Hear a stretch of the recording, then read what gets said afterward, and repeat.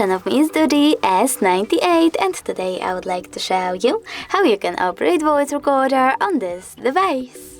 First of all, you need to access Sound Recorder app and choose this red button. Now click on while using the app only this time. Then tap on the same button again. And as you can see, recording is now on. If you wish to pause it or unpause it, just click on the same button.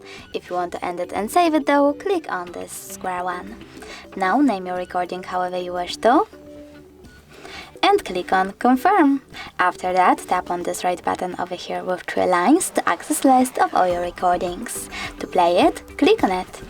If you wish to delete it though, you need to select edit at the top right corner, tap on the recording and choose delete at the bottom right corner over here.